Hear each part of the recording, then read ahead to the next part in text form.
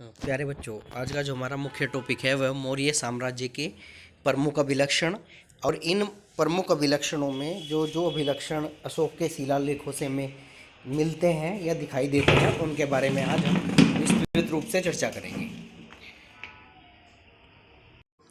तो आज का हमारा प्रश्न है, मौर्य साम्राज्य के प्रमुख अभिलक्षणों की चर्चा कीजिए। अशोक के अभिलेखों में इनमें से कौन कौन से तत्व के प्रमाण मिलते हैं। देखो, मौर्य साम्राज्य को भारत का प्रथम विस्तृत व स्वतंत्र साम्राज्य माना जाता है।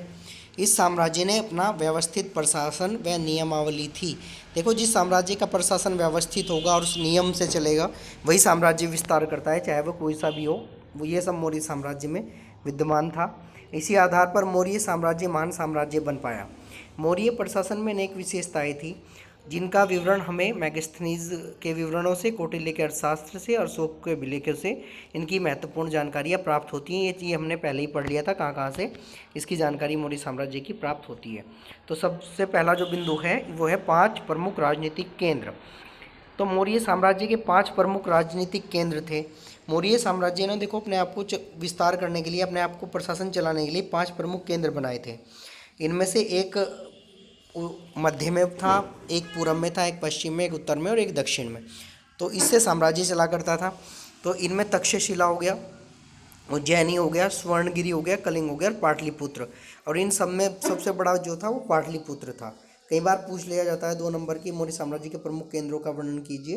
तो ये केंद्र थे, इनके नाम नोट कर लेना अलग से भी। और इनमें सबसे बड़ा कौन सा था? पाटलिपुत्र, जो मौर्य साम्राज्य की राजधानी था। शेष प्रांतीय केंद्र थे, बाकी प्रांत थे। अगला कि आगे दूसरा है असमान शासन व्यवस्था। देखो, हमारा जो भारतवर्ष है वो बहुत बड़ा है, विविधता है यहाँ पे। कहीं पहाड़ हैं, कहीं पठार हैं, कहीं रेगिस्तान है और कहीं हरा भरा घास का मैदान भी है। इसमें अगर एक ही पॉलिसी को दूसरी जगह लागू करेंगे तो लोग विरोध करेंगे। अब पहाड़ की जो हमारे समस्याएं हैं वो प्लेन में नहीं है, प्लेन की समस्याएं पहाड़ों में नहीं है। जो राजस्थान में है वो समस्याएं अलग हैं। तो एक जगह के नियमों को दूसरी जगह लागू किया जाना भारत में संभव नहीं है।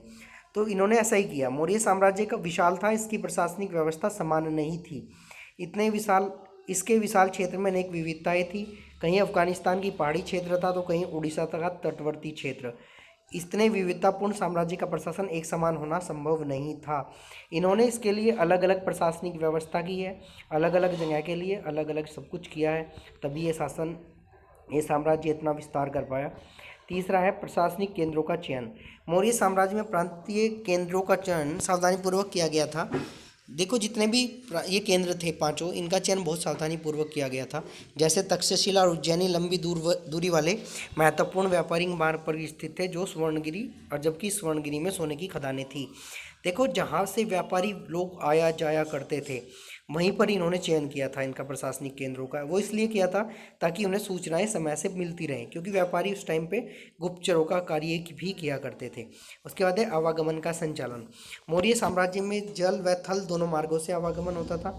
पाटलिपुत्र से प्रांतों तक जाने के लिए कई सप्ताह का समय लग जाता था। अब देखो, पाटलिपुत्र कहाँ है और तक्षशिला कहाँ है, तो कई कई सप्ताह, महीनों तक का समय लग जाता था।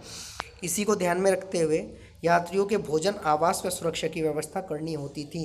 देखो, मौर्य साम्राज्य में ये सुनिश्चित किया गया था कि जो व्यापारी हैं, यात्री हैं, एक जगह से दूसरी जगह जा रही हैं, उन्हें भोजन मिले, आवास मिले और सुरक्षा भी मिले। तो इससे भी लोगों को काफ़ी राहत मिली। उसके बाद है सैनिक संचालन। हमने पहले ही पढ़ा था, इनके पास विशाल सेना थी जिसमें लगभग 60,000 पैदल सैनिक थे, 30,000 घुड़सवार थे, 9,000 हाथी थे और 8,000 रथ भी थे, 8,000 के करीब। सैनिकों के लिए एक समिति व 6 उप समितियाँ बनाई गई थी, जो सैनिकों के भोजन, जानवरों के चारे, सैनिकों की देखभाल व सैन्य उपकरणों को ले जाने के लिए बैलगाड़ी की व्यवस्था करती थी। देखो, सैनिकों के लिए अलग अलग चीज़ें थी। सैनिकों का भोजन बनाने के लिए अलग व्यक्ति थे, जो घोड़े वगैरह थे, हाथी वगैरह थे, उनके चारे के लिए अलग व्यक्ति थे, सैनिकों की देखभाल करने के लिए अलग थे, उपकरण बनाने के लिए अलग व्यक्ति थे। इससे जो है सेना पे एक्स्ट्रा प्रेशर नहीं आता था और सेना व्यवस्थित रूप से सही ढंग से कार्य कर पाती थी और सबकी अपनी अपनी खुद की ड्यूटी थी। अगला है पतिवेदकों की नियुक्ति। सम्राट अशोक ने प्रजा के हितों की सुरक्षा को ध्यान में रखते हुए उनके कष्ट को स्वयं तक पहुंचाने के लिए पतिवेदक नियुक्त किए थे। ये सम्राट से सीधा मिल सकते थे। देखो, प्रतिवेदक वे लोग होते थे जो पब्लिक की समस्याएं देखते थे और डायरेक्ट जाके राजा को उनके बारे में कह सकते थे। इन्हें इतना अधिकार प्राप्त था कि ये डायरेक्ट जाके राजा से मिल सकते थे, तो इसका भी ध्यान रखना है, ये भी बहुत इंपॉर्टेंट है। ये सब प्रशासनिक विशेषताएं आ रही हैं। अगला है धम्म मामात्यों की नियुक्ति। साम्राज्य को संगठित करने के लिए अशोक ने धम्म का प्रचार प्रसार का सहारा लिया। इसके लिए अनेक धर्माधिकारी नियुक्त किए। इनके सिद्धांत साधारण व सार्वभौमिक थे। देखो, अशोक का धम्म बहुत फेमस है। इन्होंने इसके लिए धर्माधिकारी नियुक्त किए थे और इसके सिद्धांत ऐसे थे जो बिल्कुल आम पब्लिक की समझ में आते थे और सार्वभौमिक थे, हर जगह सत्य थे।